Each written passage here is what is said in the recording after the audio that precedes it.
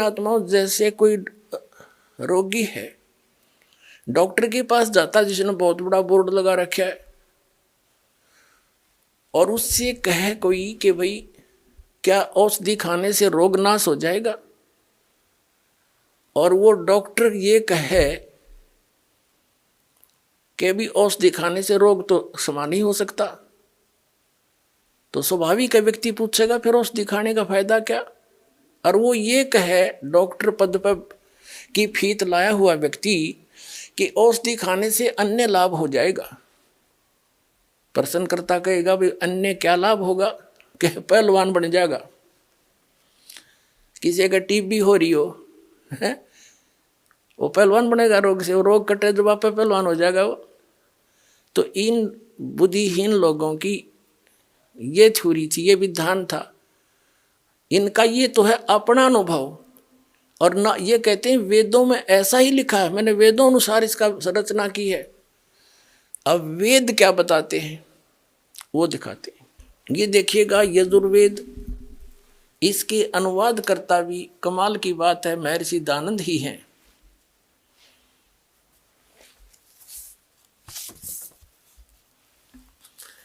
इसके अनुवाद करता भी महर्षि दानंद हैं। प्रकाशक हैं सार्वदेशी कार्य प्रतिनिधि सभा 2/5 महर्षि दानंद भवन रामलीला मैदान नई दिल्ली। 40 अध्याय है इस यजुर्वेद के सारे संपूर्ण 40 अध्याय का अनुवाद महर्षि दानंद सरस्वती ने किया है।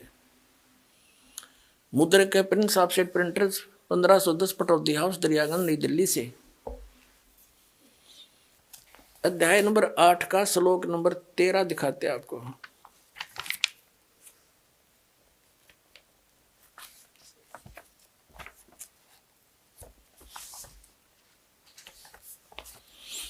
ये है 8वां अध्याय 8वां अध्याय, और 241 पृष्ठ पे महर्षि दानंद का अनुवाद है। यहाँ इसकी मूल पाठ है, मूल संस्कृत है। देव कर्तस्य एनस्य एवजनमसि, मनुष्य कर्तस्य एनस्य एवजनमसि, पितर कर्तस्य एनस्य एवजनमसि। ये सारी संस्कृत है, इसका अनुवाद यहाँ किया इन्होंने। ये 241 पे हमने पढ़ा, अच्छी तरह देख लो, कोई नहीं सोचा दूसरा पृष्ठ दिखा गया होगा। ये 242 पे यहाँ इसने क्या कहा है कि हे सबके उपकार करने वाले मित्र आप, दान देने वाले के एनस्य शब्द देखो हम, क्योंकि देवनागरी लिपि हम आसानी से पढ़ सकते। एनस्य माने अपराध, एनस्य माने अपराध कहो पाप कहो, एनस्य माने ये स्वयं पाप भी लिख रहा है, अपराध कहो चाहे पाप कहो। अपराध के विनाश करने वाले हो, साधारण मनुष्यों के किए हुए एनस्य माने अपराध के विनाश करने वाले हो। विनाश कहो, अक्षमा कहो, नाश कहो। अब यहाँ इसने थोड़ी सी हेराफेरी कर दी, मित्र लिख दिया। अपने आत्माओं, जो श्रद्धालु सत्यार प्रकाश को पढ़ते हैं उन्होंने ये तो फाइनल कर रखा है कि भगवान कुछ नहीं कर सकता, पाप नाश नहीं कर सकता, क्योंकि महर्षि दानंद ने वेद निष्कर्ष सत्यार प्रकाश में लिख दिया। तो फिर वो इसको पढ़ने लगे, वेदों को, उसके अनुवाद को। उन्होंने देखा है तो मित्र के बारे में लिख रखा है, किसी ने ध्यान नहीं दिया। जो यहाँ तो पाप नाश का लिखा है, अब पाप मित्र दान करने वाले के पाप के नाश करेगा बता, तो भगवान ने का जिक्र है। तो इसने इसका भी समाधान कर रखा है, दानंद जी ने दिखाते हैं। अब हम सत्यार्थ प्रकाश को पुनः उठाते हैं। इसमें से मित्र शब्द के बारे में इन्होंने क्या कहा है वो दिखाते हैं। ये प्रथम समोल्लास में इसने भगवान के नामों का उल्लेख किया है। 18 पृष्ठ पे क्या कहा है, इसमें इसने कहा है कि हे जो सबसे स्नेह करे, सबको प्रीति करने योग्य है, वह परमेश्वर सबका सच्चा मित्र है। इससे परमेश्वर का नाम मित्र है। अब ये सिद्ध हो गया कि जहां इसने वेदों में मित्र शब्द प्रयोग किया है वो परमेश्वर का बोध है। पुण्यात्माओं, जो एक क्रोथा कांड हुआ है ये इसी का परिणाम था कि इनकी पोल खोल दी और दानंद की जो वो महर्षि वाला जो फीत थी वह उतार के धर दी दास ने। पुण्यात्माओं, एक थोड़ी सी कथा सुनाता हूँ यहाँ पर। पहले ये कंसेप्ट क्लियर कर दूं फिर सुनाऊंगा। अब ये तो एक बार ना, ये क्रोथा कांड जो कारण हुआ था, इस दास ने जब सत्यार प्रकाश को पढ़ा, देखा, वेदों से मेल किया, तो ये सारा फेल पाया। वेद परमात्मा को साकार बताओ, मनुष्य दृश्य बताओ, भगवान को अयो निराकार बतावे। वेद एक देशीय बतावे कि एक स्थान पर रहता ही, यूं कहे कि एक स्थान पर भगवान रहता ही नहीं। तो वेदों को समझा कहाँ से इसने, अज्ञानी ने। और महर्षि कौन सी साइड तो हो गया यो। बड़ा दुख हुआ। समाचार पत्रों में लेख लिखने शुरू किए क्रोथा आश्रम से। वो इनको पता लगा, इनके अनुयायी कहने लगे देखो ये क्या लिख रहा है। उन्होंने सब मेल किया तो उन्होंने प्रति उत्तर दिया कि रामपाल को संस्कृत नहीं आती और ये झूठ बोल रहा है, ये दयानंद के गूढ़ रहस्यों को समझ नहीं रहा। जिस यजुर्वेद अध्याय नंबर 8 के श्लोक मंत्र 13 के विषय में वो कह रहा है रामपाल, उसमें मित्र शब्द लिखा है स्वामी जी ने, भगवान के विषय में नहीं लिखा कि भगवान पाप नाश कर देता है। फिर दास ने फोटो स्टेट करके भेजी और साथ में ये लिखा कि महर्षि दयानंद खुद मित्र सत्यार प्रकाश के प्रथम सुमरास में भगवानों के नामों में से एक मित्र भी कहता है। तो यहाँ मित्र का अर्थ परमेश्वर ही होता है। अब बुद्धिमान लोग तो समझ गए सचमुच मित्र के पाप नाश करेगा, बता भगवान ने क्या करे। तो कारण ये था कि उन्होंने सच्चाई को दबाने के लिए और कहीं उनके अनुयायियों को भी सच्चाई का पता ना लग जाए, तो इन आचार्यों को, दयानंद वाले इस आर्य समाज के आचार्यों को चंदा मिलना बंद ना हो जाए, इनके सत्यार प्रकाश वेद बिकने बंद ना हो जाए। इसलिए मिसगाइड करने के लिए, जनता का ध्यान पलटने के लिए क्रोथा कांड करवा दिया। क्योंकि दुर्भाग्य इस मुख्यमंत्री का, जो उसी समय जो आर्य समाजी है, हरियाणा का मुख्यमंत्री श्री भूपेंद्र सिंह, ये मुख्यमंत्री बन गया, इनका दाव लग गया, इसके कर्म बिगड़वा दिए, झूठ नरी बोली, जनता को पाप का भागी बना दिया। रामपाल गुंडा है, बुंडा है, वहाँ ये होता है, फलाना होता है। अब रामपाल ने सिद्ध कर दिया वहाँ क्या होता था, परमात्मा ने दया करी, वहाँ पर यही होता था जो आज बरवाला में हो रहा है।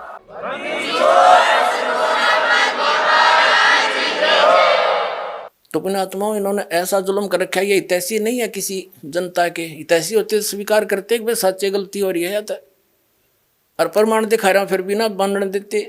तो इन जैसे तो दुष्ट हो ही नहीं सकते धरती पे। ये आचार्य क्या क्या आचार्य हैं फिर ये, जो सच्चाई को जनता से दूर रखने के लिए जुल्म करवा दिया, हमें जेल भिजवा दिया, झूठा मुकदमा बनवा के और भक्तों को सताया। इनका बहुत बुरा होगा इनका अंत में। और हम तो आज भी उनके विरोधी नहीं हैं, क्योंकि दास को पता लग चुका है कि ये काल करवा रहा सारा, सभी उस परमात्मा के बच्चे हैं और वो भी मिसगाइड है। हम उनके हित में ही कह रहे हैं कि वो भी समझे और सच्चाई को स्वीकार करें, अपना कल्याण करावें। हम तो उस विधान का पालन करने वाले हैं कि जो तोकू काटा बोए वाह को बो तू फूल, और तो है फूल के फूल हैं उसको है त्रिशूल। हम उनका आज भी बुरा नहीं सोचेंगे, क्योंकि हमारे भगवान का आदेश है, उनकी करनी उन्हें आप मिलेगी जिसा उन्हें कर रखे। और भगवान के चरणों में आ जाएंगे तो उनका कल्याण उनका भी हो जाएगा, क्योंकि वो सब उसी के बच्चे हैं। इतनी सी बात। अब देखिएगा, अब हम फिर आते हैं यजुर्वेद अध्याय नंबर 8 के श्लोक मंत्र नंबर 13 पर। ये 8वां अध्याय है और ये 13 नंबर मंत्र यहाँ से स्टार्ट होता है। ये 13वां मंत्र है। देव कर्तस्य एन से अवजन्मसी, मनुष्य कर्तस्य एन से अवजन्मसी, पितर कर्तस्य एन से अवजन्मसी, आत्म कर्तस्य अनुष्य ओह अवजन्मसी। अब 242-41 पर है ये मूल संस्कृत। अब अनुवाद इनका 242 पर है। अब क्या बताते हैं कि हे सबके उपकार करने वाले मित्र, महर्षि दयानंद का अनुवाद है। यहाँ समझो, हे सबके उपकार करने वाले परमेश्वर आप, उन्हीं के शब्दों में प्रमाणित कर दिया सत्यार प्रकाश में कि जहाँ महर्षि दयानंद ने कहा है कि जहाँ मित्र शब्द है वो परमेश्वर का ही बोधक है। तो यहाँ परमेश्वर शब्द पढ़ेंगे, क्योंकि डॉक्टर की इक्वेशन को,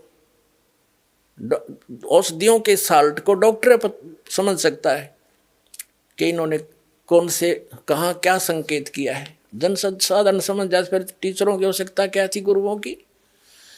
भाई गुरु बिन काहू न पाया ज्ञान, जो थोथा वो छड़े मूड किसाना।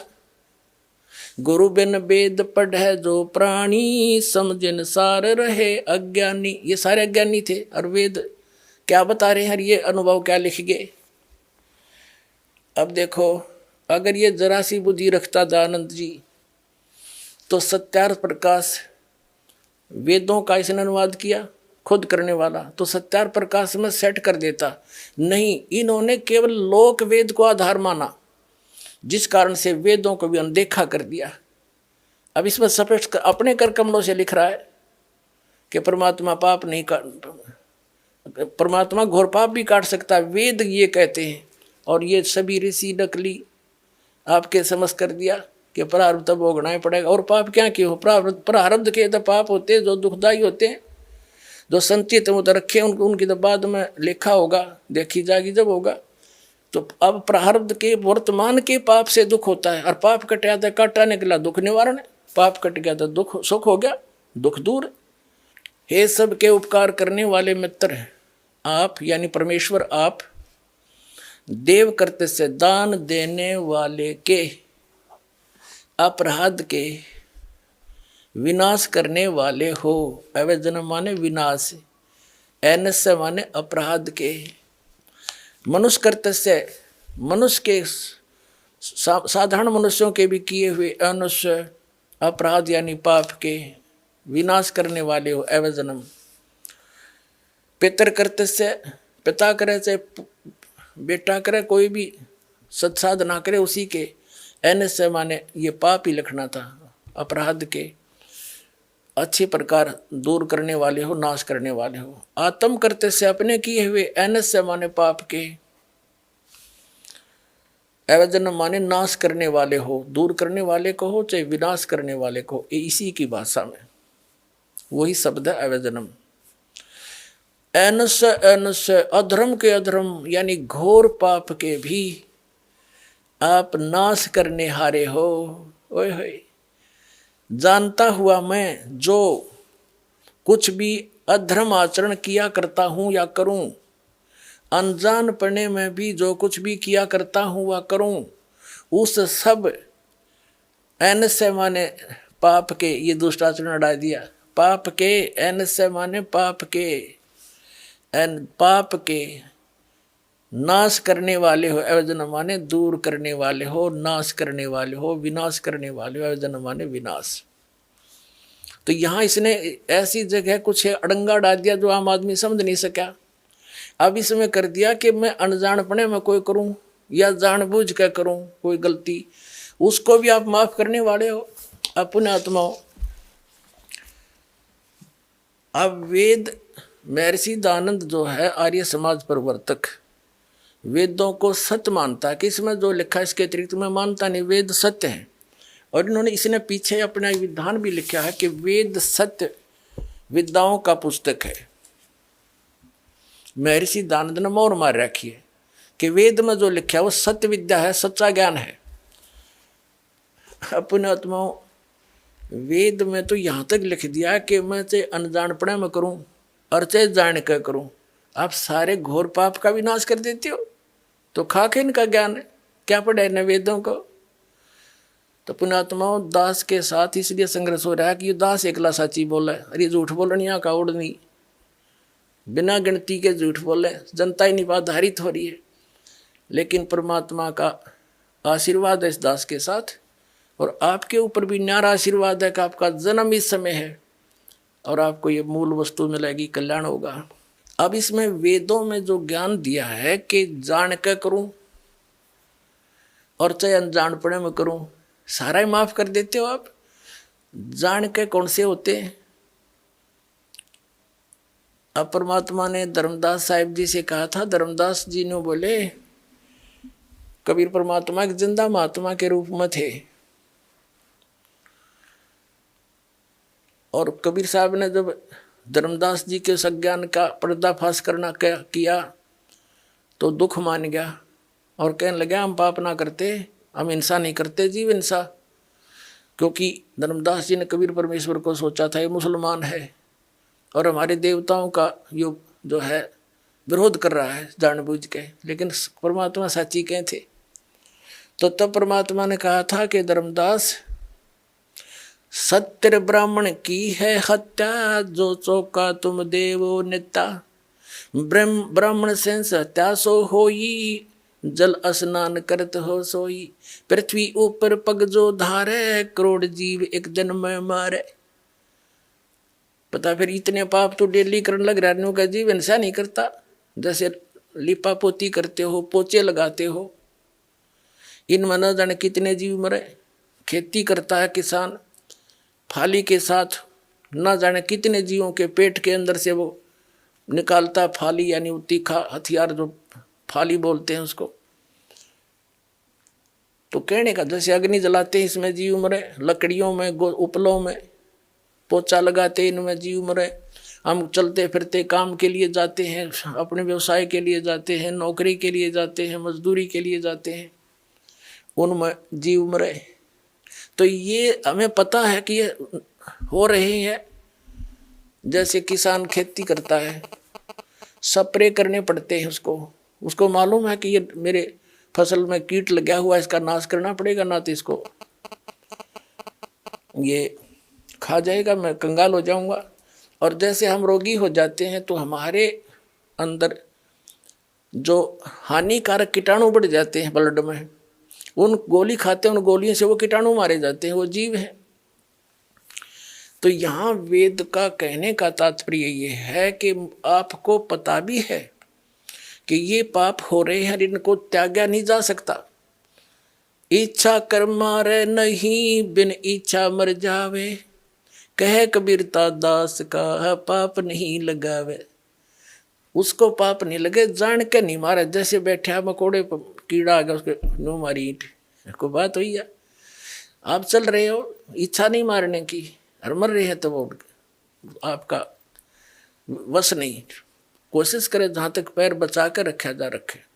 तो दया भाव हो। तो इसी प्रकार कहा कि इनके भी, जैसे हम प्रतिदिन कपड़ा पहनते हैं, ये मैला हो जाता है, तो इसका विधान, इसका तरीका बता दिया, भी साबुन और पानी से ही निर्मल भी हो जाता है। तो डेली जो हम साधना करते हैं और ये हमारे ये जीव हिंसा होती है, जो ना चाहते हुए होती है, इच्छा नहीं हमारी, तो उनके लिए ये भक्ति साधना इसलिए दी जाती है कि आपका डेली वो पाप जो होते हैं, मैल बन गया आत्मा, वो साफ होता रहेगा। धर्म करवाते हैं, दान करवाते हैं, और बाकी जो संचित कर्म है और प्रारब्ध के जो कर्म है, वो इस सतनाम और सार नाम से आपके नाश हो जाएंगे।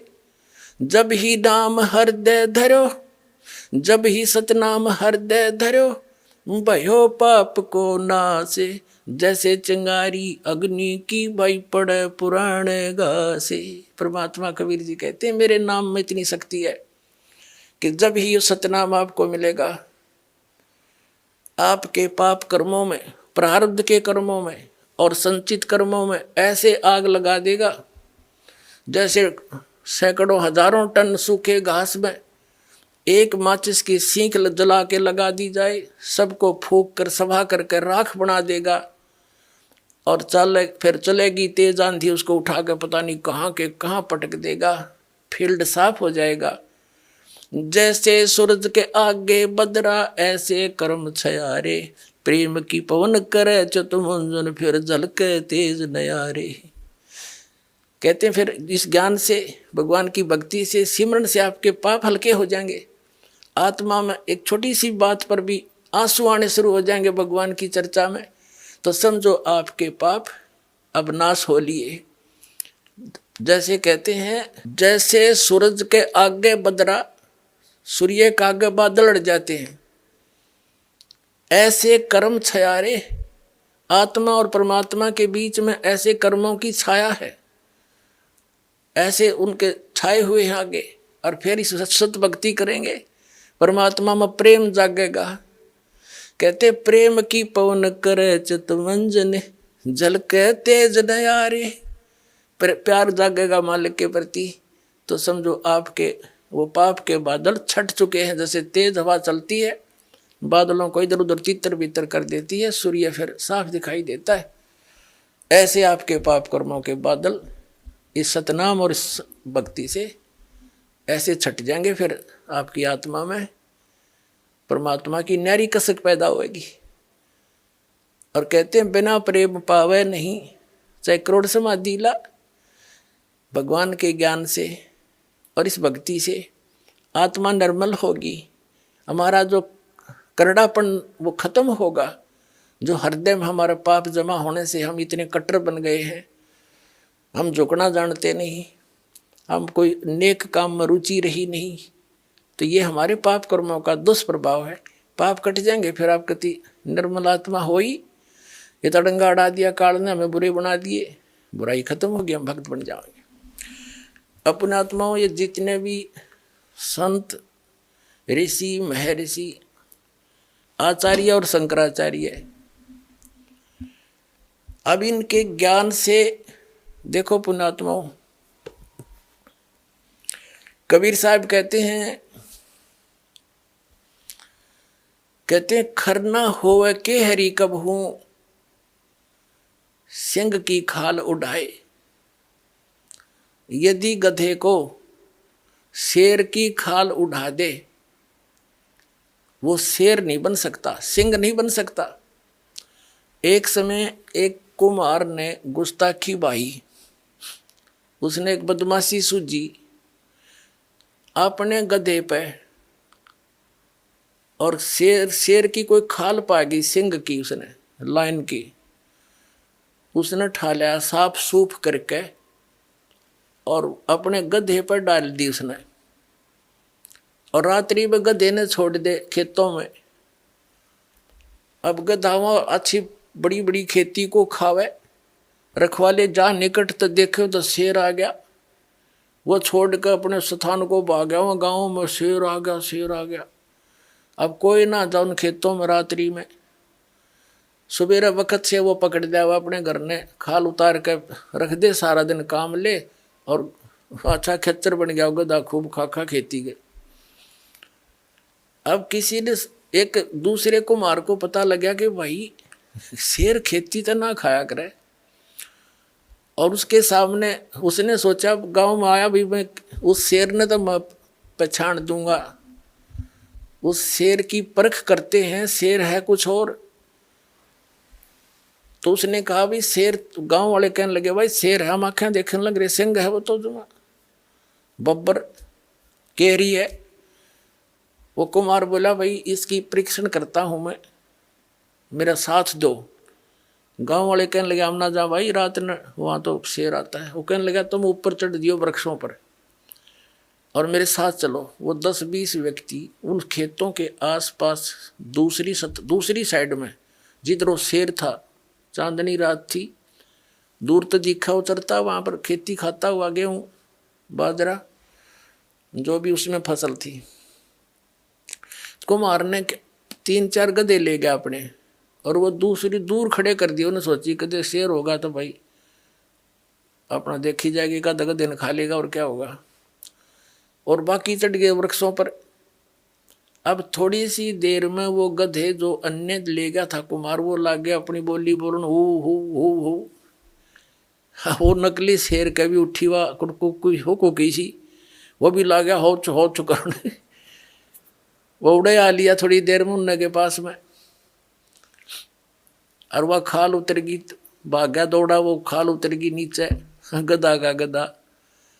वो कुमार पीटा, तो न हमारा नाश कर दिया, निकम्मे हम डरावर दिए, या खेती तो खाई सो खाई।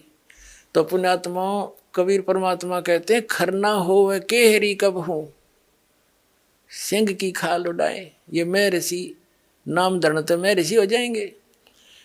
अब शेर की और गधे की बोली से पता लगा है, तो उनकी बोली में बोली मिली सारे की, तो पता लग गया शेर की बोली ऐसी होती है, गधे कैसी होती है। तो महर्षियों के विचार ये होते हैं जो वेद विरुद्ध हो। तो पुण्यात्मा इनकी वाह वह खाल उतार दी दास ने, ये दिखा दिए कि ये महर्षि थे। यानी इनकी बोली शेर की बोली और गधे की बोली का निर्णय कर दिया। वेद तो शेर की बोली, और कबीर परमात्मा और महापुरुषों ने जिनने परमात्मा को देखा और भगवान ने स्वयं आकर बताया, वह शेर की भाषा, वो तो सत्य है। और उसके विपरीत जो ज्ञान दे रहा है वह शेर की भाषा नहीं, गधे की भाषा है। शास्त्र विधि को त्याग कर जो मनमान आचरण करते हैं, गीता अध्याय नंबर 16 के श्लोक 23-24 में कहा है, उनको ना तो सुख हो, ना उनकी गति हो, ना कोई सिद्धि प्राप्त हो। इसीलिए तो भक्ति करते हैं। फिर वो भक्ति करते किस लिए? यूजलेस। इससे तेरे लिए अर्जुन कर्तव्य और अकर्तव्य की व्यवस्था में कौन से साधना कर्म करने चाहिए, कौन से नहीं करने चाहिए, वेद ही शास्त्र ही प्रमाण है। किसी की दंत कथा पर विश्वास मत करना। तो पुण्यात्मा, हमने अपने सदग्रंथों को ही पुनः देखना होगा, और दास उन सदग्रंथों से ही आपके रूबरू कर रहा है कि ये ज्ञान गलत है इनका। आज तक के जितने भी ऋषि महर्षि आचार्य शंकराचार्य और संत, चाहे वो कबीर पंथी हैं और चाहे दूसरे पंथी हैं, उन महापुरुषों को छोड़कर जिनको परमात्मा सीधे मिले थे और ज्ञान दिया था, सतलोक ले गए थे, वापस छोड़ा था। बाकी किसी के पास भी अध्यात्म ज्ञान नहीं है। केवल लोकवेद, दंत कथा और शास्त्र विरुद्ध ज्ञान और समाधान उनके पास है, जो जनता का हानिकारक है, उनका जीवन नाशक है। उसको त्याग दो, इसको ग्रहण कर लो। इतनी सी बात दास सारे प्रयत्न में करके यही फाइनल करता है। आप सभी परमात्मा के बच्चे हो। ये संत आचार्य ऋषि महर्षि जो पहले चले गए तो गए बाढ़ में, उनका तो हो गया नाश जीवन। जो वर्तमान में जितने भी बैठे हैं संत हैं, ऋषि हैं, आचार्य और शंकराचार्य हैं, इनको सोचना चाहिए कि ये दास क्यों इतना बोल रहा है। आपके सीधम सीधा कह रहा हूँ, तुम्हारा ज्ञान गलत है, तुम्हारी साधना गलत है, वेद विरुद्ध है, गीता विरुद्ध है। तो ये सांप सूंघ ज्ञान ने बोलते क्यों नहीं? या तो न्यू के रामपाल झूठ बोल रहा है, नहीं तो स्वीकार करें हाँ भाई गलत है, ताकि यह जनता जल्दी मान जाएगी। उनके कहने से सिर्फ इतना फर्क पड़ेगा कि सब सतर्क होंगे कि सचमुच, फिर वो देखेंगे सदग्रंथों से मैं दिखा दूंगा या सच्ची नू है भाई। अल्लाह अपना भगवान पहचान लेंगे, दास का भी काम हल्का हो जाएगा, बैठ कर भक्ति करा करेंगे, पूरा विश्व नाम लेगा और कल्याण हो जाएगा सबका।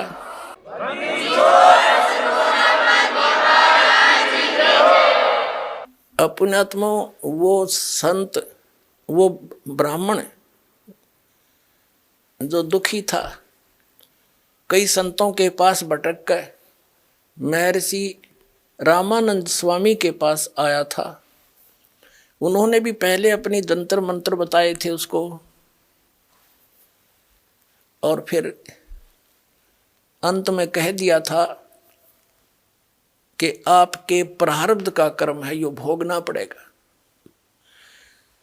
और कहा, परमात्मा ने टोक दिया उनको कि स्वामी जी, यदि साधक को अपने पापों का कर्म ही भोगना पड़ गया तो भक्ति की क्या आवश्यकता रही।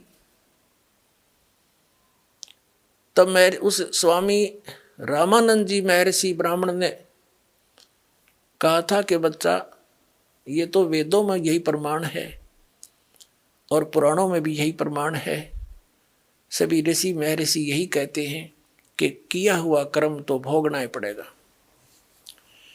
अब जैसे एक उदाहरण रह गया बीच में, जैसे बृहस्पति जी ने कहा है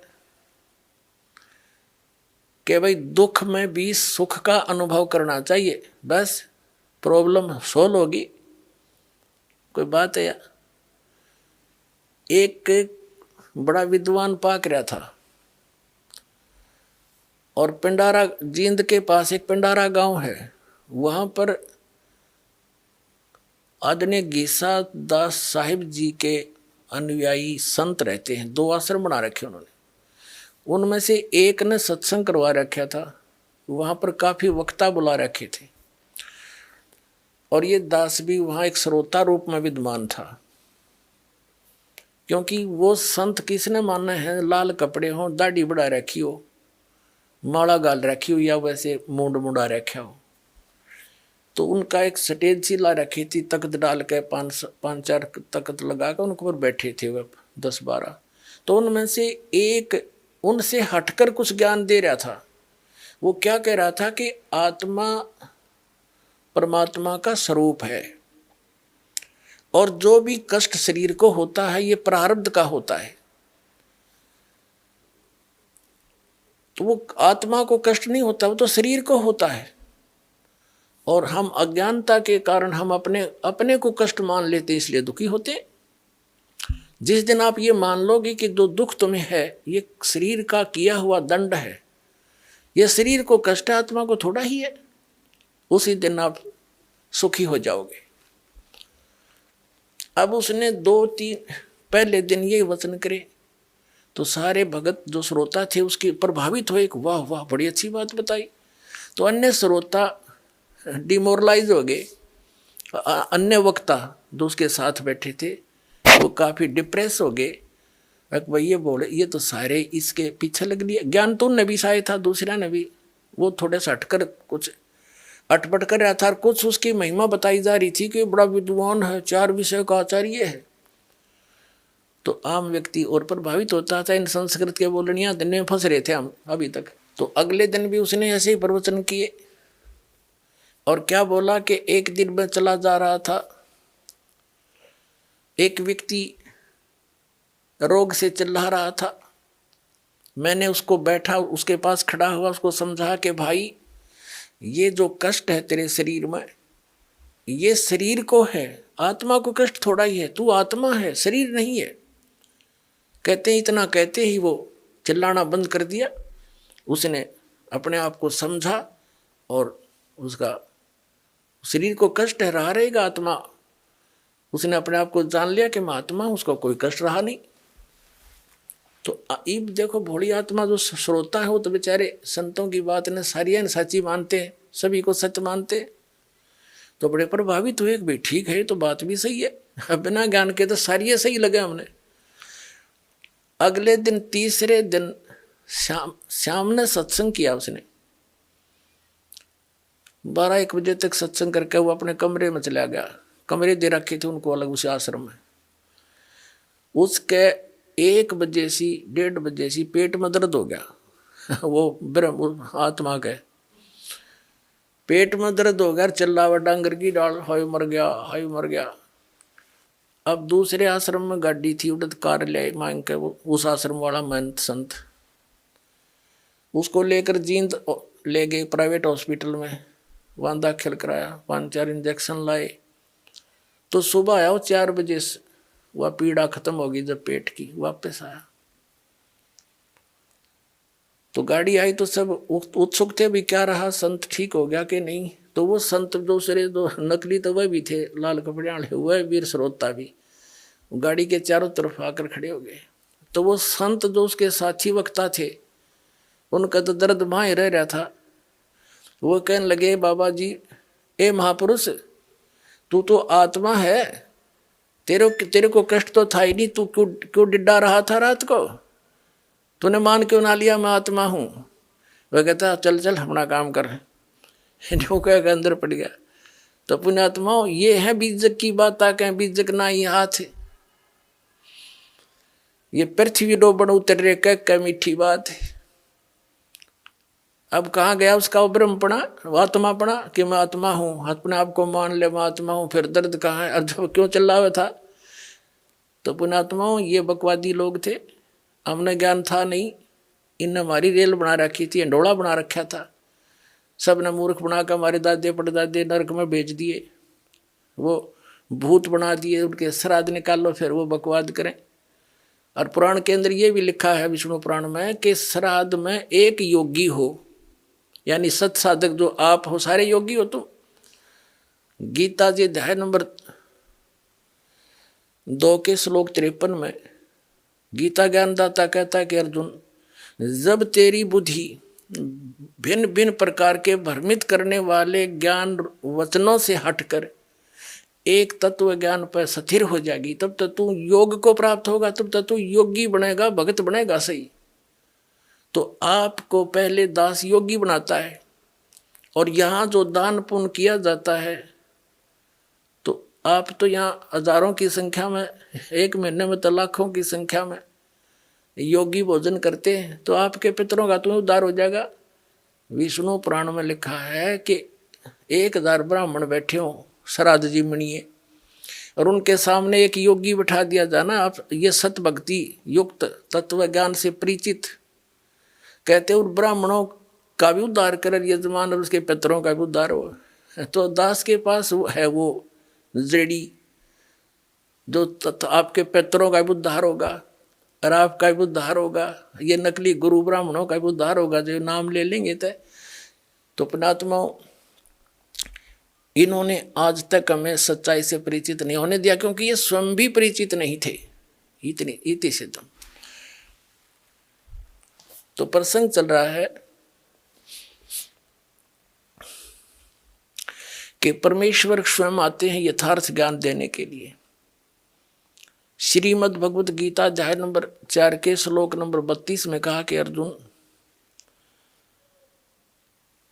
जिन साधनाओं की जानकारी तूने गीता अध्याय नंबर 4 के ही श्लोक 25 से लेकर 30 तक सुनी, ये सभी साधक कोई तो देवताओं की पूजा करते हैं, कोई व्रत रखते हैं, कोई योग अभ्यास ही करते हैं, कोई स्वाध्याय करते हैं, कोई तीक्ष्ण अहिंसावादी व्रतों का पालन करते हैं, कोई तप करते हैं।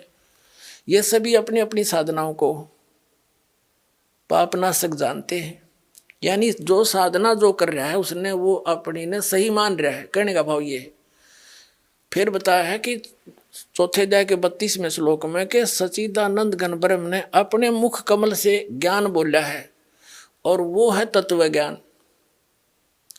उसके अंदर इन यज्ञों की अर्थात धार्मिक अनुष्ठानों की जानकारी विस्तार के साथ कही गई है, और वो है तत्व ज्ञान। उसको जानने के बाद सब पापों का अंत हो जाएगा, सब प्रकार के पापों से तो मुक्त हो जाएगा। वो तत्व ज्ञान है। चौथे अध्याय के 34वें श्लोक में कहा कि उस तत्व ज्ञान को तू तत्वदर्शी संतों के पास जाकर समझ, उनको दंडवत प्रणाम करने से, कपट छोड़कर नम्रतापूर्वक प्रश्न करने से वो तत्वदर्शी संत तुझे तत्व ज्ञान का उपदेश करेंगे। इसे सिद्ध ये तो ये हो गया कि गीता ज्ञानदाता स्वयं भी उस तत्व ज्ञान से परिचित नहीं है। यदि वो परिचित होता तो ये संकेत करने की आवश्यकता नहीं थी, वो एक अध्याय और लिख देता। इसने और वेद यजुर्वेद अध्याय नंबर 40 के श्लोक नंबर 10 से लेकर 13 तक भी ये प्रमाण दिया है कि कोई भगवान को जन्म लेकर अवतार रूप में मानता है आने वाला, कोई कहता वो जन्म ही नहीं लेता, निराकार बताते हैं। वो परमात्मा कैसा है, कहाँ है, ये जानकारी तत्वदर्शी संत बताते हैं, उनसे पूछो। और वेदों वाला ज्ञान ही गीता जी में है संक्षिप्त रूप में। तो कहने का भाव ये है कि इन महापुरुषों को वो तत्वदर्शी संत नहीं मिला जो परमात्मा के द्वारा बोले गए मुख कमल से उच्चारित ज्ञान को समझावे। तो सच्चिदानंद घन ब्रह्म कौन? कबीर साहब। और वो काशी में आए थे, 120 वर्ष रहे, उन्हें अपने मुख कमल से जो वाणी बोली वह तत्व ज्ञान है। और उस तत्व ज्ञान को कबीर पंथी भी नहीं समझ सके, आज तक डड़े डोए भगवान को निराकार बतावें। और साधना कबीर साहब के ज्ञान के विरुद्ध बताते हैं। आदि नाम, अमर नाम, अजुर नाम, पाताल सब सिंधु नाम, ये उनका सार शब्द, सार नाम और सतनाम यही है उनका कबीर पंथियों का। खा के उनके पास दुनिया डबो दी, तो अब तक जो बनी सो बनी। अब हमने स्वयं समझना पड़ेगा और उन अज्ञानियों को छोड़ के अपना कल्याण करवाओ। दास ने आपसे कुछ लेना नहीं, फ्री का मजदूर भेज रखा दास को आपने, अब परमात्मा ने आपके लिए, और आपकी सारी व्यवस्था करवाते हैं परमात्मा के बच्चों के लिए। आपके भाई बहन जो इस ज्ञान से परिचित हो गए हैं वो डिवोट हो चुके हैं मालिक के लिए। ऐसी सुविधा आपको शायद घर में नहीं मिलेगी जो यहाँ देता है भगवान अपने बच्चों को। और ऐसी सुविधा देकर फिर ऊपर से अमृत की वर्षा करते हैं। वो ज्ञान जो खोजे तो नहीं मिला, ऋषि मार गए, सिर मार कर मर गए। कबीर साहब कहते हैं, नौमन सूत उलझिया ऋषि रहे जखमार, और सतगुरु ऐसा सुलझा दे उलझे न दूजी बार। सतगुरु ही इस तत्व ज्ञान को सुलझा सके। जो 9 मन सूत उलझ गया, 1 किलो, 1 शेर 1 किलो सूत उलझ जाना, जुल्हे को पूछना कितनी समस्या होती है उसको। तो परमात्मा जुल्हे थे, जुल्हे की लीला किया करते थे। उसी से उदाहरण दिया कि 1 किलो ग्राम सूत उलझ जा, कच्चा धागा टूटे तो गांठ पड़े, गांठ पड़ जाए तो जो यजमान है जिनका कपड़ा बुनना आया है वो पैसा दे नहीं एक भी बुनाई का। अगर तूने गांठ लगा दी मेरे कपड़े में, तो उसको सुलझाना पड़ता था और सारा सारा दिन लग जाता था 1 किलो सूत को सेट करने में, उलझे हुए को। तो इन्होंने काल ने तो 9 मन सूत उलझा रखा है भक्ति का, अध्यात्म मार्ग का। तो कबीर साहब कहते 9 मन सूत उलझिया, ऋषि रहे जखमार, सतगुरु ऐसा सुलझा दे उलझन दूजी बार। तो दास भेज रखा पुण्यात्मा सतगुरु बना के उस परमात्मा के ज्ञान से, और ये ऐसा सुलझा दिया। इस कलयुग में भी अध्यात्म ज्ञान नहीं उलझेगा, कोई भक्ति करियो चाहे ना करियो, बाकी तो मालिक का आदेश है, सभी करेंगे, पूरे विश्व में ये ज्ञान जाएगा। अब थोड़ी सी झलक दिखाते हैं आपको कि तत्व ज्ञान जो सच्चिदानंद घन ब्रह्म की मुख कमल से उच्चारित है वो तत्व ज्ञान है। और वो तत्व ज्ञान उस परमात्मा, जैसे वेदों में प्रमाण है कि वो परमात्मा ऊपर रहता है सतलोक में, नर आकार है, राजा की तरह देखने में राजा की तरह है। वो नीचे आकर के अपनी प्यारी आत्माओं को ज्ञान देता है, दृढ़ भक्तों को मिलता है। आपको दिखाते हैं। अब हमने भगवान को पहचानना है, हमने परमात्मा को पहचानना है कि हु इज गॉड, परमात्मा कौन है, कैसा है और कहाँ प्रमाण है जो हम बता रहे हैं। बगैर प्रमाण के तो आज तक हम सब की बातों पर विश्वास कर ही रहे थे, पर अब हम बिना प्रमाण मानना नहीं कभी भी किसी की बात को, क्योंकि हम दूध के जले हुए हैं और छाछ को भी फूकेंगे तब हम बचे रहेंगे। तो अभी तक जो ज्ञान हमें मिला सारा अज्ञान प्राप्त था। अब परमात्मा को पहचानेंगे, प्रमाणों से देखेंगे और जानेंगे, फिर हम भगवान पालेंगे। भगवान का पाना तो बिल्कुल आसान है, कुछ भी नहीं करना। एक मंत्र आपको दिए जाएंगे, दैनिक क्रिया करते हुए इनका जाप करना है, सत्संग सुनना है और परमात्मा के लिए सत्संग में भी आना है। और पुण्य करने ही होते हैं, तो धार्मिक व्यक्तियों के पहले लक्षण है, पहले भगवान मिल जाएगा। और दान दिए धन घटे नहीं, परमात्मा कहते हैं दान से धन नहीं घटा करता। चिड़ी चोंच भर ले गई, नदी ना घट्यो नीर, और दान दिए धन घटे नहीं, कह रहे साहिब कबीर। यानी परमात्मा अपने आदेश दे रहे हैं कि जो इस शास्त्र अनुकूल साधना के अनुसार दान देगा। गुरु बिन माला फेरते, गुरु बिन देते दाने, गुरु बिन दोनों निष्फल हैं, चाहे पूछो वेद पुराण। यानी कुपात्र को दिया हुआ दान सफल नहीं होता, सुपात्र यानी गुरु के द्वारा दान करे, फिर देखो कैसे ना फलेगा। आदेश परमात्मा का, वो तो करते ही करते हैं। अब आपको दिखाते हैं भगवान कैसा है, कहाँ है। और अभी आपने महर्षि दयानंद के विधान को पढ़ा सत्यार प्रकाश में कि भगवान निराकार है। हर उन्हीं के इन इंजीनियरों के द्वारा किया गया अनुवाद है आर्य समाजियों का, और इसमें परमात्मा स्पष्ट लिखा है कि राजा के समान देखने योग्य है। और जिन महापुरुषों ने परमात्मा को देखा है, आदरणीय गरीबदास साहिब जी ने देखा, तो उन्होंने कहा कि अर्श कुर्स पर सफेद गुम्मट है जहां परमात्मा का डेरा। फिर कहते हैं सवेत छतर सिर मुकुट विराजे, सिर पर सवेत छतर है मालिक के और मुकुट है। देखत ना उस चेहरे नु, तुम सच साधना नहीं करते, परम संत मिले नहीं, तो तुम उस चेहरे को, उस परमात्मा के उस स्वरूप को नहीं देख पा रहे हो, जिसके सिर पे मुकुट है और ऊपर छत्र है, सिंहासन पर विराजमान है, अर्श कुर्स पर सफेद गुम्मट है जहाँ परमेश्वर का डेरा सतलोक में। और वही वेद बताते हैं, वही वेद बताते हैं, वही आंखों देखा वो महापुरुष बताते हैं, जिनको भगवान अपने स्थान पर लेकर गए थे, वापस छोड़ा था। और वही परमात्मा स्वयं बताते हैं। फिर तो आसानी तो समझ में आ जाएगा कैसा है भगवान। अब देखिए वेद, ऋग्वेद 9 और 10 मंडल इकट्ठे ही अनुवादित हैं, इसके ये अनुवाद कर रखा है। ये देखिएगा, प्रकाशक हैं सार्वदेशिक कार्य प्रतिनिधि सभा, महर्षि दानंद भवन, रामलीला मैदान, नई दिल्ली। अनुवादकर्ता ये है मुद्रक Prince Offset Printers 1510 Pataudi house Daryaganj नई दिल्ली से। अब इसके ऋग्वेद मंडल नंबर 9 सूक्त नंबर 86 का और मंत्र नंबर 26-27 लेते हैं हम पहले। ऋग्वेद मंडल नंबर 9 सूक्त 86 का मंत्र 26। इसमें क्या किया है कि यज्ञ करने, क्या अनुवाद किया है इन्होंने, खुद अनुवाद कर रखा है समाज के आचार्यों ने। और जो भगवान को निराकार बताते, हर वेद क्या बताते, तो इन्हें खाक जाना वेदों का। और फिर नौकर रामपाल झूठा प्रचार करे मैं ऋषि दयानंद का। वाह भाई वाह, झूठे को झूठा कह दिया, इसमें क्या कुप्रचार हो गया, सच्चाई कही है। देखो ये खुद अनुवाद कर रहे हैं कि यज्ञ करने वाले यजमानों के लिए, हम 26वां मंत्र पढ़ रहे हैं। यज्ञ करने वाले, यज्ञ माने धार्मिक अनुष्ठान, साधना करने वाले, यजमान माने साधकों यानी भक्तों के लिए परमात्मा सब रास्तों को सुगम करता हुआ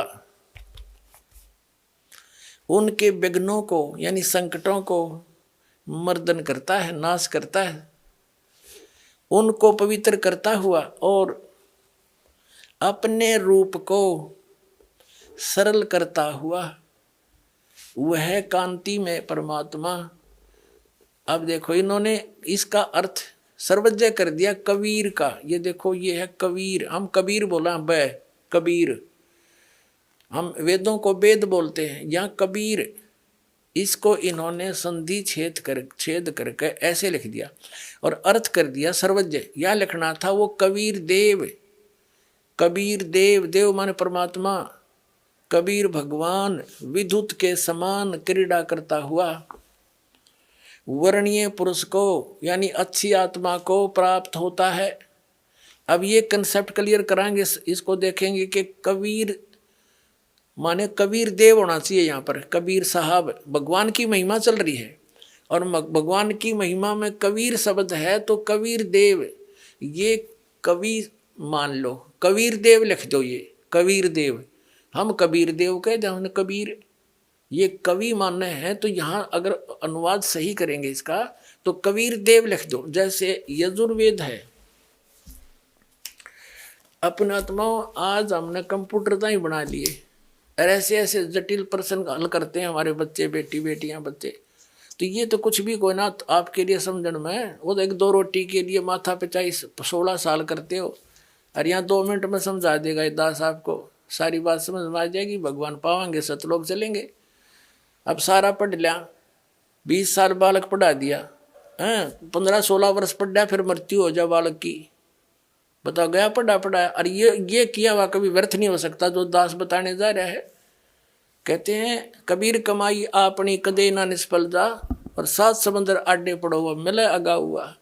ये जो साधना दास आपको देगा कभी व्यर्थ नहीं हो सकती, आपकी एक सांस भी खाली नहीं जा सकता, इसकी कमाई मिलेगी वहां पर। अब देखो यजुर्वेद, ये महर्षि दानंद का ही अनुवाद है, आर्य समाज वालों का। ये यजुर्वेद और प्रकाशक वही सार्वदेशिक कार्य प्रतिनिधि सभा 2/5 महर्षि दानंद भवन, रामलीला मैदान, नई दिल्ली से। महर्षि दानंद सरस्वती द्वारा इसका अनुवाद है। Prince Offset Printers 1510 Pataudi house Daryaganj नई दिल्ली से ही प्रकाशित छपा है। इसके 36वें अध्याय को आपको दिखाते हैं। प्रथम मंत्र में ये है यजुर्वेद और 63वां अध्याय 36वां अध्याय है। इसके प्रथम मंत्र में यजु शब्द है। रचम वाच्यम परपदे मनो यजु परपदे श्याम प्राणम परपदे चक्षु श्रोत्रम परपदे। ये यजु शब्द लेना हमने। इसका अर्थ क्या किया महर्षि दानंद ने, यहां देखना। ये किया है यजु का अर्थ यजुर्वेद किया, बिल्कुल सही लिखा। यदि इस यजु शब्द का कोई अर्थ तो बनता है, यजु माने साधना, परमात्मा से मिलाने वाले मंत्र, इसका कुछ अन्य अर्थ कर देते तो ये कैसे पता लगता कि महिमा यजुर्वेद की है, उस बुक की है।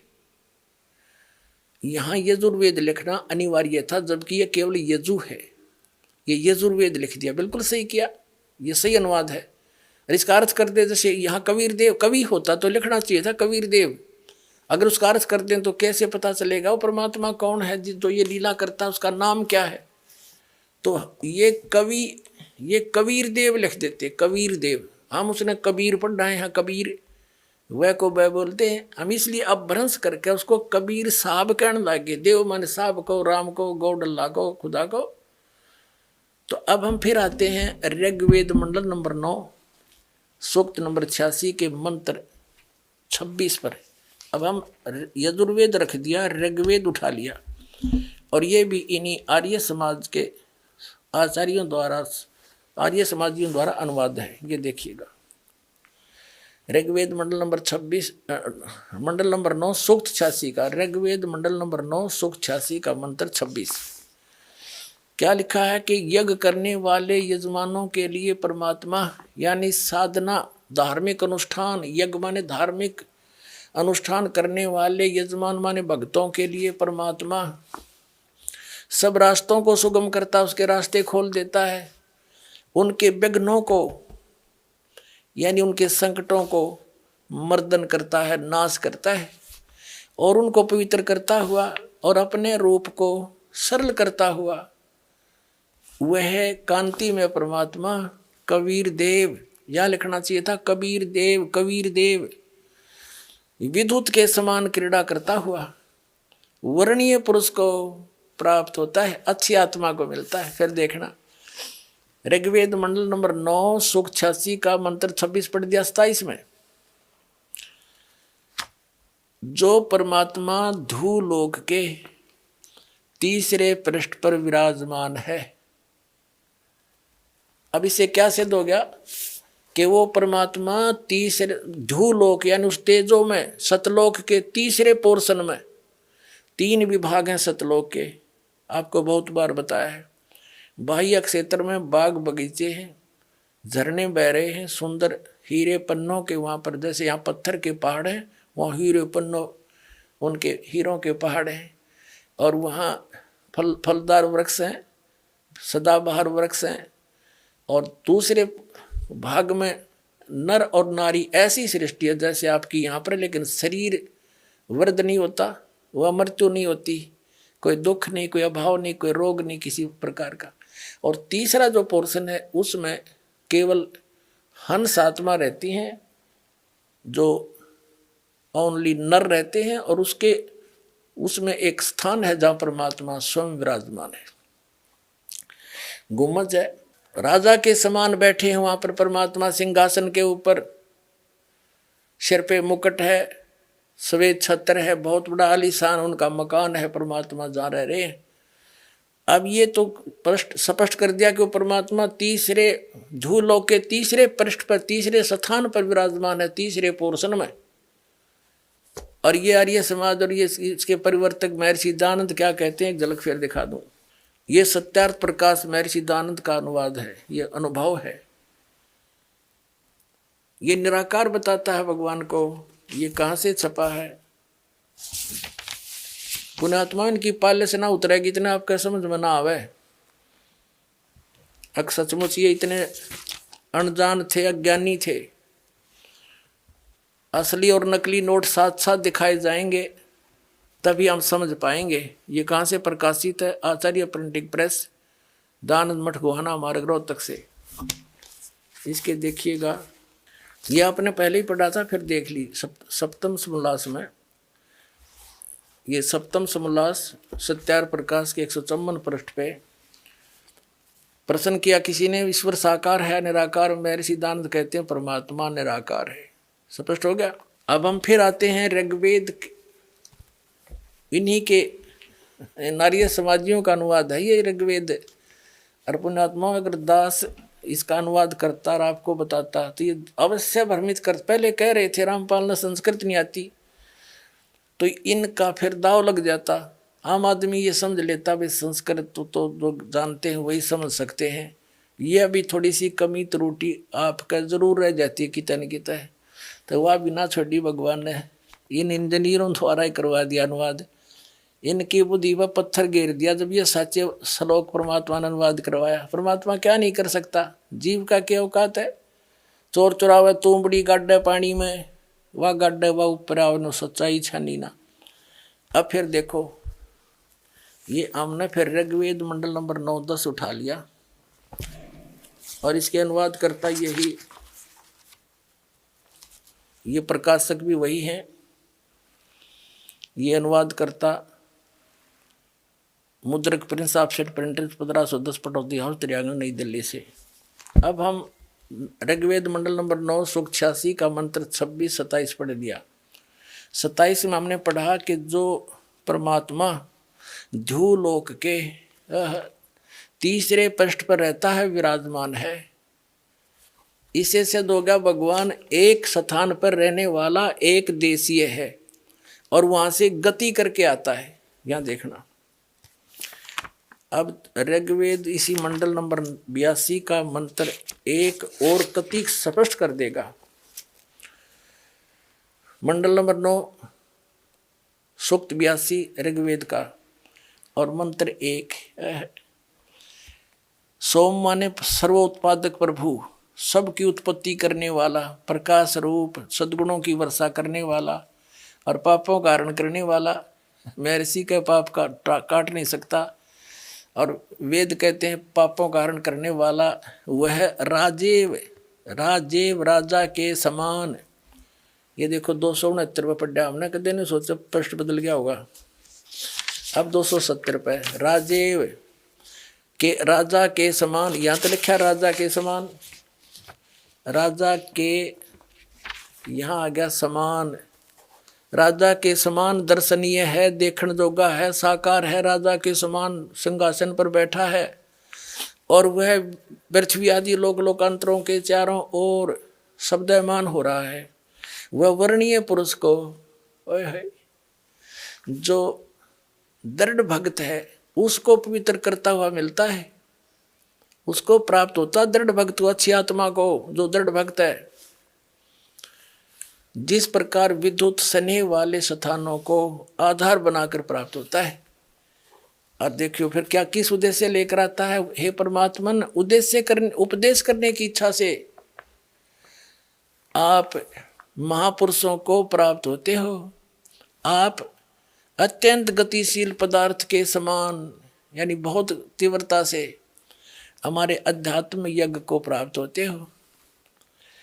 आप कबीर देव हैं, वो सिद्ध कर दिया था। आप कबीर देव हैं, आप कबीर साहब हैं, शुद्ध स्वरूप हैं। हमारे पापों को दूर करके हे अमर परमात्मा हमको सुख दें। अपने आत्माओं मोती मुक्ता दर्शत नाही, ये जग है सब अंदरे, दिखत के तो नैन सुम इनका फिरा मोतिया बंदरे। ये कहाँ थे महर्षि विद्वान और गच्छामी संस्कृत ने गोटे बैठे थे, इन्हें का पता नहीं। वेद क्या बताते हैं, भगवान साकार है, नर आकार है, राजा के समान देखने में है, वहां पर एक स्थान पर रहता है। ये निराकार बताते हैं आर्य समाज के आचार्य और महर्षि दयानंद। और परमात्मा किसी लोक में नहीं रहता। तो खाक विद्वान था ये, क्या जाना इनको, इन्होंने वेदों को।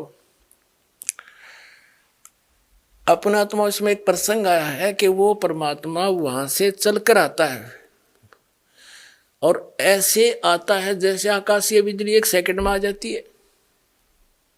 कैसा गजब का उदाहरण दे रखा है कि जैसे आकाशीय बिजली बादलों वाली किसी वस्तु को आधार बनाकर उस पर अट्रैक्ट होती है, उसी पर गिरती है। जैसे पहले पुराने समय में कांसी की थाली आदि बेले होते थे धातु के, तो वर्षा के दिनों में हमारी माताएं उठाकर अंदर रख देती थी। हमारी दादी कहती थी कि कांसी धातु की कोई भी वस्तु बाहर नहीं रहनी चाहिए, उस पर बिजली गिरती है, उसका अट्रैक्शन होता है उसके ऊपर, धातु पर। तो यहाँ वही प्रमाण दिया है कि वो जैसे आकाशीय बिजली किसी वस्तु का आधार बनाकर उस पर अट्रैक्ट होकर आती है, ऐसे ही वो परमात्मा उन पुण्यात्माओं, अच्छी आत्मा, दृढ़ भक्त हैं जो उनको मिलते हैं, ऐसे आते हैं जैसे उन पर आकर्षित होते हैं। वो किन किन को मिले? आदरणीय धर्मदास साहिब जी बांधवगढ़ वाले को, आदरणीय मुल्कदास जी, आदरणीय नानक साहिब जी सिख धर्म के प्रवर्तक को, आदरणीय दादू साहिब जी, आदरणीय गरीबदास साहिब जी गांव छुरानी जिला दद्दर वाले को, हरियाणा वाले को जो दृढ़ भक्त थे, आदरणीय गीसा दास साहिब जी गांव खेखड़ा जिला मेरठ उत्तर प्रदेश वाले को। ये तो दास के नोटिस में किन महापुरुषों को वो सीधे मिले। और ये ऐसे दृढ़ भक्त थे, इन्होंने परमात्मा से जो ज्ञान ग्रहण किया लिख दिया, लेकिन बताया नहीं किसी को। परमात्मा ने कहा था, धर्मदास मेरी लाख दुहाई, ये तत्व ज्ञान की तबार न जाई। धर्मदास मेरी लाख दुहाई, ये सार शब्द सतनाम की तबार न जाई। और सार शब्द बार जो पढ़ी बिचली पीढ़ी हंसनी तेरही। इन नकलियां का हाथ लग जाता है, ये ज्ञान और ये समाधान, ये मंत्र। तो आज दास कैसे बिनता बताता कि ये नकली हर ये असली मार्ग है वेदों और गीता और पुराणों के अनुसार। तो परमात्मा ने इन महापुरुषों से कहा था कि तुम दृढ़, वो दृढ़ भगत थे। नानक साहिब जी ने पूरे सिख समाज को नहीं बताया, वो मंत्र 2 अक्षर का स्वयं जाप करते थे। उनकी जन्म साखी में, समुद्र की साखी में प्रमाण है। और वही प्रमाण गरीबदास साहिब जी कहते हैं, वही 2 अक्षर का मंत्र सतनाम है। वही धर्मदास साहिब जी को परमात्मा ने दिया। कबीर साहब सागर में आपको दिखा के उस पर ये जाप वो करते थे, लेकिन उन्होंने आगे धर्मदास जी थोड़े से नर्मात्मा के थे। परमात्मा उसके साथ रहे, लिखवा दिया कबीर सागर में सारा, लेकिन उनको आगे अपने वंशजों को भी वो नाम नहीं देने दिया। केवल पहले मंत्र के 5 नाम दिया करते थे। कबीर परमेश्वर ने स्वयं धर्मदास जी के लड़के को उनके सतलोक गमन करवा दिया, उनको धर्मदास जी को। पुणात्माओं, ये बड़े गुड रहस्य हैं।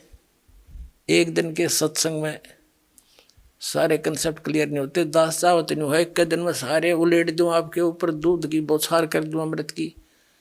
पर कैपेसिटी होती है प्रत्येक की, आपके सुनने की भी, बैठने की भी। तो कहने का भाव यह है कि धर्मदास जी ने भी वो नाम किसी को नहीं बताया।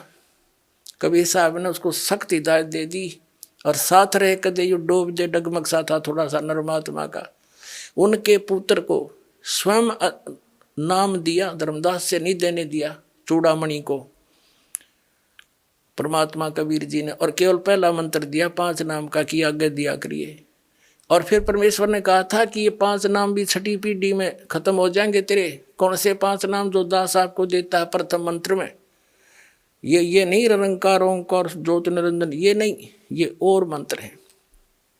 तो 6ठी पीढ़ी में इस धर्मदास जाली वाली वंशजों की पीढ़ी में किसी ने भ्रमित कर दिया उस 6ठी गद्दी वाले को, महंत को, कि आप बात तो करते हो सतलोक और सतपुरुष की, नाम देते हो इन देवताओं का, ये कोई मंत्र है?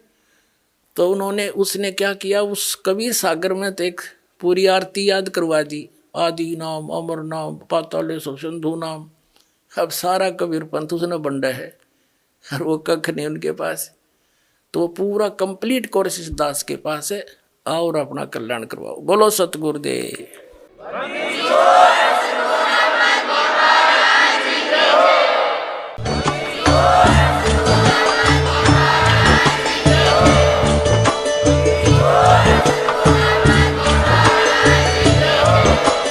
आप सुन रहे थे जगत गुरु तत्वदर्शी संत रामपाल जी महाराज जी के मंगल प्रवचन। अधिक जानकारी के लिए विजिट कीजिए हमारी वेबसाइट www.jagatgururampalji.org।